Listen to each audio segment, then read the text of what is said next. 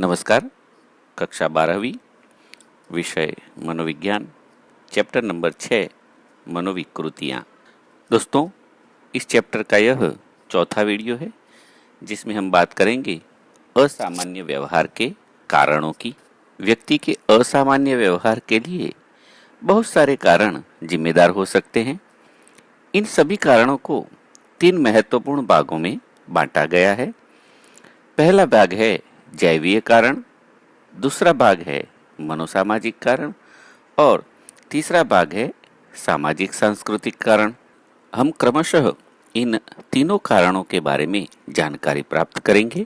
सबसे पहले बात करते हैं जैवीय कारणों की, यानी कि बायोलॉजिकल कॉजेस। असामान्य व्यवहार के लिए चेता प्रवाह, चेतापगम, अंतःस्रावी ग्रंथियों का असंतुलन, त्रुटियुक्त जनिन तत्व, शारीरिक ढांचा, मस्तिष्क की शिथिलता और शारीरिक तंदुरुस्ती का अभाव आदि जैविक कारण जिम्मेदार हो सकते हैं। इसका मतलब यह हुआ कि जैवीय कारणों में भी बहुत से कारण मनुष्य के असामान्य व्यवहार के लिए जिम्मेदार हो सकते हैं, जिनमें से चेता प्रवाह और चेतापगम भी हो सकते हैं। हमारी जो अंतःस्रावी ग्रंथियां है उसमें से उत्पन्न होने वाले स्राव का असंतुलन भी हो सकता है और माता पिता से हमें जो जनिन तत्व प्राप्त होते हैं रंगसूत्रों के माध्यम से, उन जनिन तत्वों में अगर त्रुटि हो तो वह भी असामान्य व्यवहार के लिए जिम्मेदार हो सकते हैं। साथ ही व्यक्ति का शारीरिक ढांचा और मस्तिष्क की शिथिलता भी असामान्य व्यवहार के लिए जिम्मेदार हो सकती है। यानी कि असामान्य व्यवहार के जैवीय कारणों में कोई एक कारण न होकर बहुत सारे कारण जिम्मेदार हो सकते हैं, या कहें तो बहुत सारे कारणों में से कोई एक कारण या 2 कारण भी हो सकते हैं। हमारा शरीर जिस आधार पर कार्य करता है उसमें मस्तिष्क और हमारे शारीरिक अवयव होते हैं।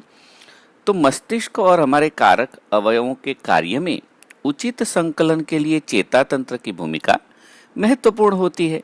हमारा चेता तंत्र चेताकोषों से बना हुआ है। एक चेताकोष में से संदेश और सूचना चेता प्रवाह द्वारा दूसरे चेताकोष में जाता है।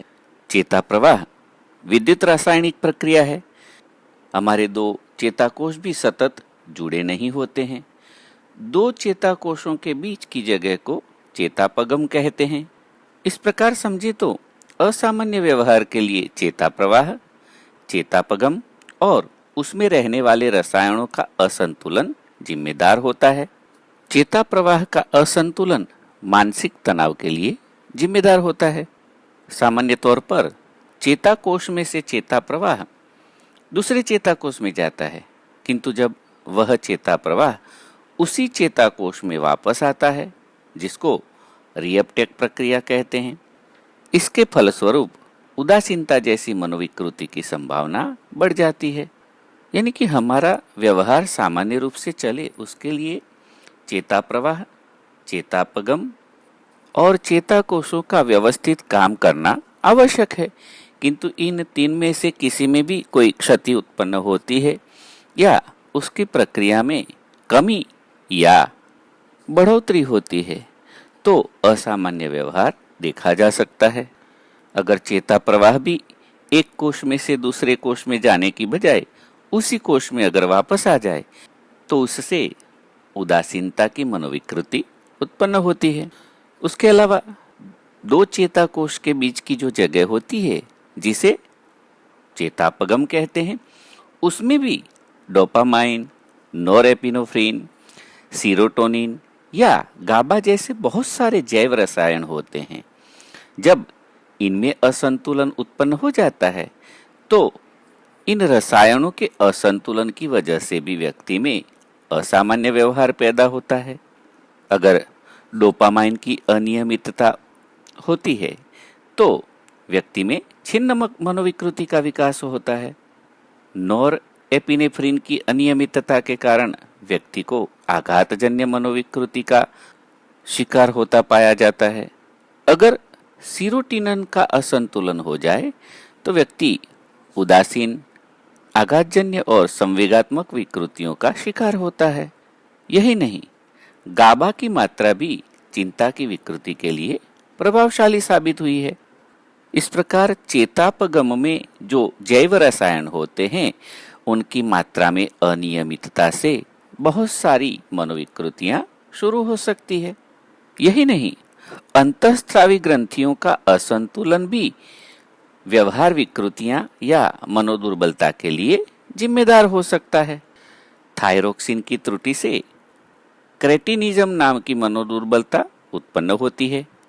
स्वादुपिंड ग्रंथि की अनियमितता की वजह से डायबिटीज होता है, जो एक मनोशारीरिक रोग है। इसके अलावा एड्रिनल ग्रंथि की त्रुटि से भी व्यक्ति में असामान्य व्यवहार पाया जाता है। किसी भी व्यक्ति की मानसिक और बौद्धिक क्षमताओं का केंद्र मस्तिष्क होता है। मस्तिष्क के किसी निश्चित भाग को चोट लगने से या मस्तिष्क के कोषों को नुकसान पहुंचने के कारण भी स्मृति ह्रास, विकृत पलायन या अल्जाइमर्स की संभावना बढ़ जाती है। इस प्रकार किसी भी व्यक्ति के असामान्य व्यवहार के लिए बहुत सारे जैविक कारणों में से कोई कारण जिम्मेदार हो सकता है। अब हम बात करते हैं मनोसामाजिक कारण की, साइकोलॉजिकल कॉजेस। दोस्तों, असामान्य व्यवहार के लिए जैविक कारण के जैसे ही मनोसामाजिक कारण भी जिम्मेदार हो सकते हैं। व्यक्ति को अपने जीवन में होने वाले अनुभव, परेशानियां, चुनौतियां, समस्याएं, ये सारी चीजें उसके व्यवहार के निर्माण में महत्वपूर्ण भूमिका निभाती है। यानी कि कोई एक वजह नहीं, किंतु जीवन के अनुभव, जीवन में आई मुश्किलियां या चुनौतियां, समस्याएं, ये सारे मनुष्य के व्यवहार को तय करते हैं। अगर ये सुखद और अच्छे नहीं होते, या कहे कि अनुभवों में दुखद और पीड़ादायक अनुभवों की मात्रा ज्यादा होती है, तो उसका असर व्यक्ति के व्यवहार पर होता है और असामान्य व्यवहार दिखाई देता है। इसमें भी बचपन के अनुभवों का प्रभाव व्यक्ति के मानस पट पर आजीवन बना रहता है। माता पिता बच्चों की आवश्यकताओं को पूर्ण करके उनको साथ, सुरक्षा और स्नेह देते हैं तो बच्चे का विकास अच्छे से होता है। किंतु अगर माता पिता ऐसा करने में असमर्थ रहते हैं तो बच्चों में असामान्य व्यवहार शुरू हो जाता है। माता पिता के प्यार से वंचित रहने वाले बच्चों में असामान्य व्यवहार ज्यादा मात्रा में देखने को मिलता है। परिवार मनुष्य के सामाजिकरण का मुख्य आधार है। किसी भी बालक को सामाजिक व्यक्ति बनाने के लिए सामाजिकरण की प्रक्रिया महत्वपूर्ण होती है और उसकी शुरुआत परिवार से ही होती है। बालक अन्य व्यक्तियों के साथ की आंतरक्रिया की शुरुआत घर से ही करता है, किंतु जब माता पिता ही अन्य व्यक्तियों के साथ समायोजन न कर पाते हों, संवेदनशील न हो और दूसरे व्यक्तियों का लाभ उठाने वाले हों, तो बच्चों में सामाजिकरण का विकास नहीं होता है। यानी कि व्यक्ति के असामान्य व्यवहार के लिए उसका परिवार, उसके माँ बाप और माँ बाप से मिलने वाला प्यार और सुरक्षा, ये सब उसे अगर प्राप्त न हो तो व्यक्ति बड़ा होकर असामान्य व्यवहार करने लगता है। इसके अलावा भी माता पिता, परिवार, भाई बहन, मित्र, आवास और कार्य का स्थल और अन्य व्यक्तियों के साथ की आंतरक्रिया, ये सब व्यक्ति के सामान्य व्यवहार के आधार है। इनमें से किसी से भी व्यक्ति को ऐसा अनुभव होता है जो उसे अच्छा नहीं लगता, तो व्यक्ति में असामान्य व्यवहार की शुरुआत हो जाती है। यानी कि परिवार, आसपास, पड़ोसी, कार्यस्थल और इन सब के साथ होने वाली आंतरक्रिया, ये सब हर तरह से अच्छे हों, जिसमें कोई कमी या क्षति न हो, तो व्यक्ति सामान्य रूप से व्यवहार करता है। किंतु इसमें कोई कमी होती है या ऐसे दुखद और पीड़ादायक अनुभव व्यक्ति को होते हैं तो उसमें असामान्य व्यवहार शुरू हो जाता है। अब बात करते हैं तीसरे और अंतिम सामाजिक सांस्कृतिक कारण की। जिस प्रकार जैविक और मनोसामाजिक कारण व्यक्ति के असामान्य व्यवहार के लिए जिम्मेदार होते हैं, उसी प्रकार सामाजिक सांस्कृतिक कारक भी व्यक्ति और व्यक्तित्व पर प्रभाव डालते हैं। हम देखते हैं कि प्रत्येक संस्कृति के अपने नीति नियम होते हैं, रीति रिवाज होते हैं और प्रत्येक संस्कृति की अपनी नैतिक सोच होती है। बच्चे का पालन पोषण, अन्य व्यक्तियों के साथ अंतरक्रिया, संघ भावना, जीवन के प्रति दृष्टिकोण, ये सारी बातों का प्रभाव व्यक्ति के जीवन पर पड़ता है। अगर किसी समाज और संस्कृति में अपनी खुद की आंतरिक निर्बलता होती है तो व्यक्ति के व्यवहार की असाधारणता को मुश्किल में डाल देती है, क्योंकि व्यक्ति सुरक्षित अनुभव नहीं करता है। जिस समाज या संस्कृति में संघ भावना न हो और जीवन के प्रति विधायक दृष्टिकोण न हो तो उसका असर भी व्यक्ति के असामान्य व्यवहार के लिए जिम्मेदार हो सकता है। संस्कृति के अध्ययन दर्शाते हैं कि पूर्वी संस्कृति की तुलना में पश्चिमी संस्कृति से प्रभावित जो लोग होते हैं उनमें असामान्य व्यवहार ज्यादा देखने को मिलता है। जो लोग पश्चिमी संस्कृति से इतने आकृष्ट होते हैं और पश्चिमी संस्कृति के सारे पहलू, सारे रीति रिवाज, परंपराएं वे उनको अच्छे लगते हैं तो उनको अपनी संस्कृति के प्रति घृणा होती है, अपनी संस्कृति अच्छी नहीं लगती और इसी वजह से ऐसे व्यक्तियों में भी असामान्य व्यवहार देखने को मिलता है। मार्गारेट मीड ने न्यू गिनिया की 2 आदिवासी प्रजाति एरापेरा और मुंडागुमोरा पर अध्ययन किया।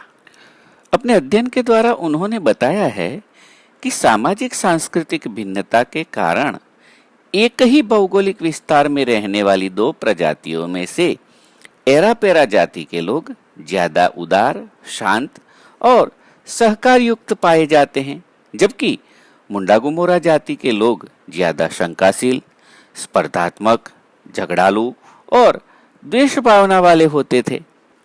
तो ये दोनों जातियां, एरापेरा और मुंडागुमोरा, वे एक ही भौगोलिक परिस्थिति में रहते थे, किंतु दोनों की सामाजिक सांस्कृतिक व्यवस्थाएं भिन्न थी और इसीलिए उनके व्यवहार में भी भिन्नता पाई जाती है। यानी कि व्यक्ति के व्यवहार पर उसके सामाजिक सांस्कृतिक कारण भी बड़ा गहरा प्रभाव डालते हैं। बैनर के अध्ययन दर्शाते हैं कि लंबे समय की बेरोजगारी के फलस्वरूप भी व्यक्ति में उदासीनता, हताशा, आक्रामकता, अपराध भाव और समाज विरोधी मानसिकता का जन्म हो सकता है। क्योंकि व्यक्ति अगर बेरोजगार होगा, उसके पास पैसे नहीं आएंगे तो वह भरपेट खाना नहीं खा पाएगा और असुरक्षा का अनुभव करेगा और जिस समाज में वह रहता है वह उसकी ओर उदासीन है, उसके प्रति उनका कोई कर्तव्य नहीं, कुछ ध्यान नहीं रखा जाता। इस वजह से वह खुद तो उदासीन होगा, हताश भी होगा, किंतु साथ ही आक्रामकता और अपराध भाव के द्वारा समाज विरोधी मानसिकता का उसमें विकास होगा। इस प्रकार सामाजिक सांस्कृतिक कारण भी व्यक्ति के असामान्य व्यवहार के लिए जिम्मेदार होते हैं। यहाँ असामान्य व्यवहार के कारणों का मुद्दा पूर्ण होता है। मैं आशा करता हूँ कि आपने इसे अच्छे से समझा होगा। नमस्कार, सबका मंगल हो।